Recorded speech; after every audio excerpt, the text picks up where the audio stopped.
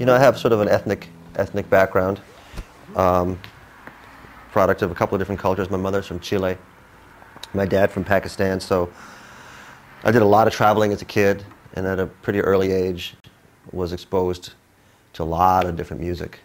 You know, my parents were listening to Charlie Parker and Dave Brubeck, and a lot of classical music, a lot of flamenco, a lot of South American folk music, Pakistani movie music, and I traveled a lot as a kid, so I had a fair amount of, I think, pretty innocent exposure to a lot of cultures. So I think that comes out in my playing in a way that's probably less self-conscious. It's not like I've ever actually formally tried to be an improviser of ethnic music. It's just that's sort of what I grew up around. So I didn't start out going to the university or going through, you know, books on jazz guitar theory or modal theory. I started out going to the south side of Chicago and playing in jam sessions. So there was a fair amount of just organic background that I had, whether it was in Chicago or around the world, and I think that's allowed me sort of to have a less self-conscious approach to virtuosity, I guess. You look at the history of great music, every great music, and I say by great music, I mean music that our society, people in general, universally say, this is something that means something to me, it's important to me, this music, it's important to my everyday life. If you go, any music that fills that definition has tradition behind it. All the great innovations in music were usually the product of musicians who had tradition in their background. So I think if you know history, know tradition, you can really inform your music in a very effortless way that if you don't know that tradition, it becomes impossible.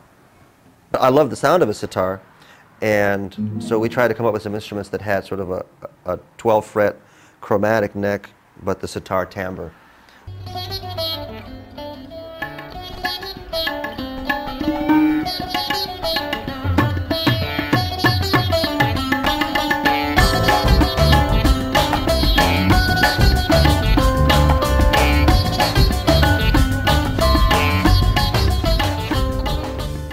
The technology also allows me to bring in instruments into a dance, live, spontaneous context that we couldn't have done even 5 years ago, 10 years ago, particularly bringing the tabla in and amplifying it to a funk band volume, and bringing the loops in and being able to incorporate loops in a live, real-time context rather than just programming the whole thing so it becomes a static show that has no spontaneity. Now we can play tunes that have loops and that have all kinds of layers of sampled sounds as well as live sounds, and do all that pretty much in real time, so we can just walk into a room and play to a crowd. Amplification is a lot better. Pickup technology is a lot better.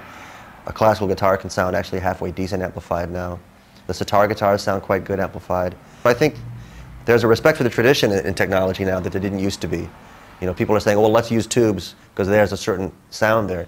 But then they're also not afraid to marry that traditional technology to more computerized technology, to more digital technology. And so I have a bunch of pedals that I'm learning how to work better and better. I mean, and it's pretty effortless, I think, now, if you just have an idea, a musical idea you want to express.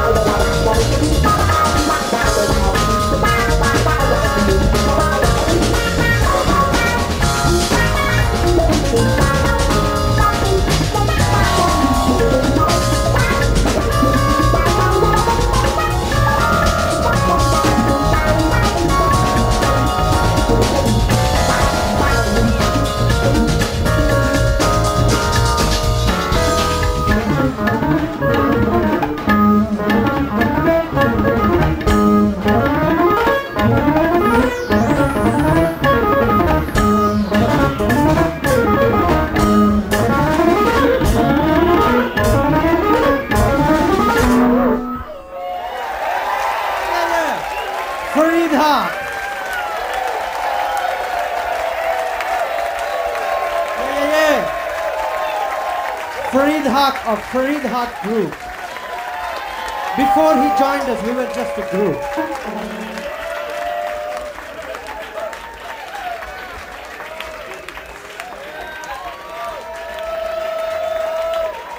I'm Farid Haque, and I approve this message.